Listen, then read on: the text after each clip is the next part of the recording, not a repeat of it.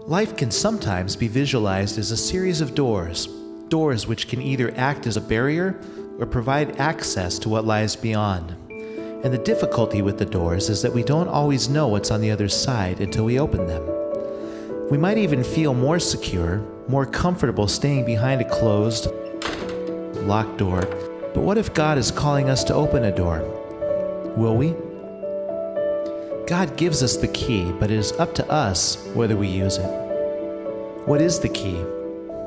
The key is trust, the firm belief in the reliability of God. There is a door before us now, a door that is holding us back as a church from pursuing the things that God is calling us to. Are we ready to open that door? Can we trust God to provide for us as we generously provide for others? In 1969, a group of faithful believers came over the hill from Castro Valley in response to God's call to establish a church in Pleasanton. Over the years, they continued to walk in faith, seeking God prayerfully and responding with trust and obedience each time an obstacle appeared to slow their progress. Among those who came over the hill from Castro Valley to plant that fledgling church are Chuck and Pat Veith and George and Evelyn Michelin. I'm John Moore, and I've had the privilege of being a part of some of the construction projects here and growth at Valley Community Church. And with me today are George and Evelyn Michelin, one of the original founding families of Valley Community Church. And we are going to ask some questions and go through some of the history that revolves around the 40 years of growth here at Valley Community. So starting out in the late 1960s, as I understand it, you guys were members of a church in Castro Valley. And then you decided to come over the hill out to the Tri-Valley to do a church plant. And I'm curious, what was the reason for doing that, of leaving the comfort of an established church to come out to Pleasanton? Well, first of all, we were living here in Livermore. There was several families who lived in the valley, commuting to Redwood Chapel, and Redwood Chapel seemed to want to start several churches when they got probably between 750 people, rather than to build more buildings. And so at the point that they received the amount that they wanted to grow, then they wanted to start a new church.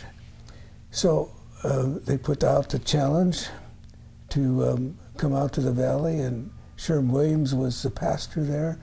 He put a challenge for us living in the area, and we took him up on it. Evelyn, what affirmations did you and the others that came over from Castro Valley get from God to know that this was His will? Some of us gathered in homes and began to talk about how to put a church together and what to do. Absolutely. And so, you know, it was more the people that really were living here or wanted a desire to do that. Mm-hmm. So, you know, and I think God put it in each of our hearts that this was something we wanted to do. Fabulous.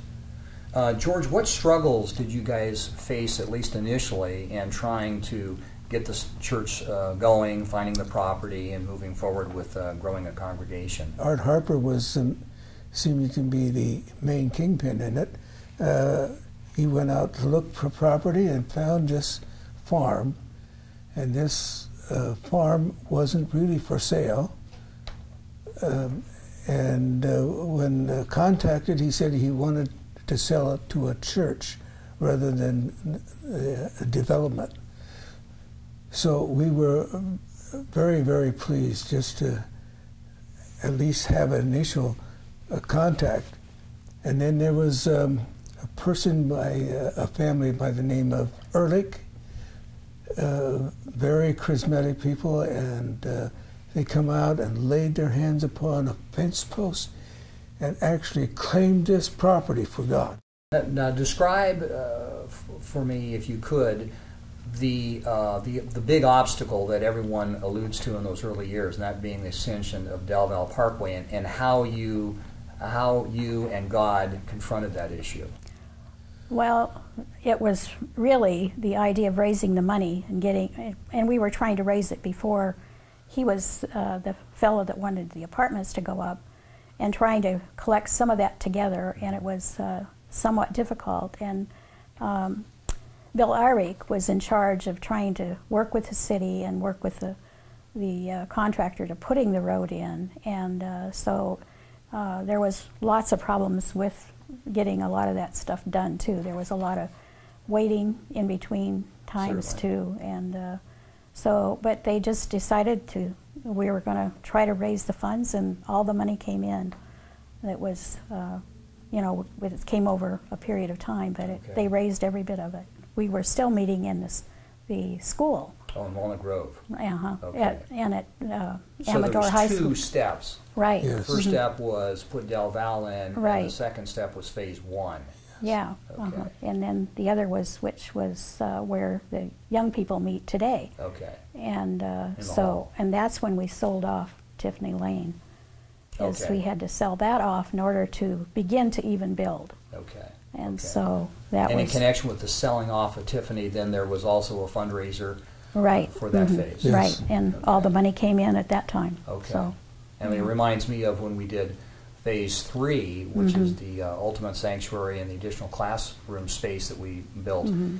I can still recall to this day, we were somewhat hesitant in coming up with a goal, and Laren Mm-hmm. really didn't want to have a goal out there. And when we took the offering, it just exceeded our Awesome. Yeah, I mean, just unbelievable. Yeah. It really was. So God was very, very faithful there. Are there any stories, maybe, of families that sacrificed through that time, of how God blessed them and things that went on here at Valley Community that might kind of jump out at you? Some families that you remember, possibly? Well, yes, people was very committed. I know one family actually put a second on their home. My goodness. So they really showed the trust. Yes, they did. As you guys stepped out in faith 40 years ago, and now we've talked about some of the steps along that 40-year journey, would you guys have any thoughts about the next 40 years and maybe what should this church be really concentrating and looking for with regard to its next 40 years? well, I see the church in a changing position as we move ahead, and there's a lot of the enemy could come in Yes. and take over. And Absolutely. I see that prayer is a major thing that the people need to be faithful and pray, and that we need to know what the scriptures has to say. Yes. And we have to, because that's our strength and our courage to keep on and to keep our faith.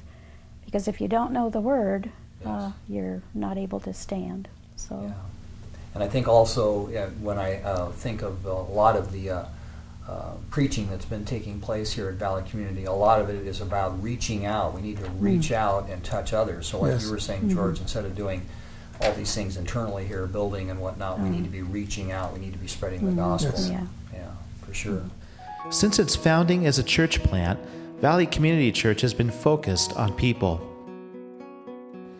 People who would, as our vision states, commit to transforming lives in a Christ-centered community. Throughout its history, the congregation of Valley Community have demonstrated a willingness to give generously. Over the years, those who call VCC their church home have pledged and given over $3 million toward construction projects that would help fulfill that vision.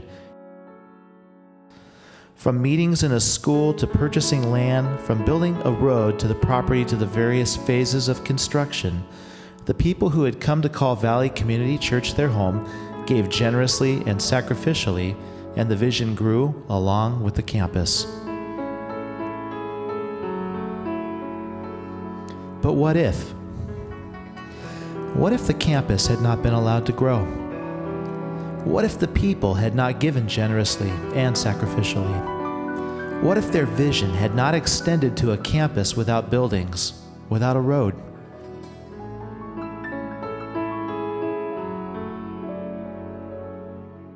But they did. And because of their faithfulness, VCC today is a place to belong, a place to grow, a place to give, a place to invest, a place where God is transforming lives in a Christ-centered community.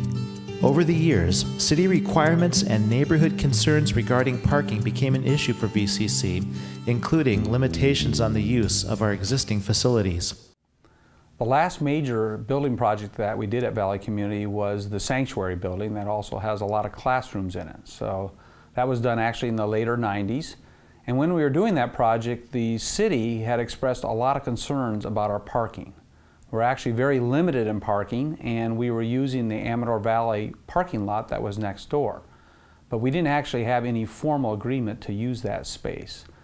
And when we started preparing for a phase 4, as we called it, in the early 2000s, the city actually came back. They approved our project, but they actually put restrictions on how we could use our current facilities. We were not able on a Sunday morning to use all the facilities that we had at that time, much less any expansion that we might do. So this really brought to a sharp point. We have an issue here. We are vulnerable in our current site. Even if we didn't expand, if we lost the ability to use the high school parking lot, it would severely impact our ability to conduct our services on Sunday morning. The congregation, we talked about the congregation, they decided we simply can't go ahead with any further plans until we have some type of solution to this parking problem. So we started exploring various options. We looked at all kinds of things. We even wondered, should we buy the Tiffany Lane homes that are next door, and that quickly was absolutely untenable. We talked about busing from sites a mile away. One of the most serious things we did is we actually went down to the corner of Del Valle and Santa Rita, and there's 3 little buildings there, Geminelli's is in one of them, and explored the cost of those. It would have been several $millions just to buy the buildings, and then we would have had to destroy them and build some kind of parking structure. And of course, it's not right next to the church. So it was looking like there was really no tenable solutions, and somehow we had the idea, well, maybe we should approach the school and see if they might be open to building a parking structure on that particular lot. I remember when we started this, I'll give this about a 5 to 10% chance of working, but we started engaging the conversations. It really took place over a couple of years, and in time we actually did arrive at a joint venture with the school district. We built the parking structure on their land, and as a result, we have a 40-year lease with them to use that facility, and we use it jointly. We have exclusive uses on Sunday morning. This really was, the school district was actually very proud about this. They saw it as a great example, and they think it's the only time that they knew of in the country where there had been this type of agreement between a school district and a church. When we looked at the investment that was being made, of course, it was significant. The cost of the parking structure was equivalent to just buying the same amount of land just with bare dirt, undeveloped. But as a result of making that investment, we have basically doubled essentially the size of our campus at the cost of just buying bare land. And we also have a very positive working relationship with the school district and the city as well by undertaking this plan. So really at the time, given the choices that we had, none of which were good, really the leadership of the church saw this as a near miraculous answer to our prayers about what to do. And a number of people have asked as well, though, why are we still financing this? Why didn't we just pay it off right away? So I want to address that question very quickly as well. When we built this parking structure, as I said, we were envisioning a phase 4 that would come along shortly thereafter. So we decided we didn't want to do a capital campaign for the parking structure and then come back perhaps 2 years later and do yet another capital campaign. Now is the time to move forward as we embrace new challenges and new opportunities, as we become more outward focused, serving and investing in our community and the world. The time has come to join together and actively participate in this drive to eliminate a debt that is holding us back from many opportunities.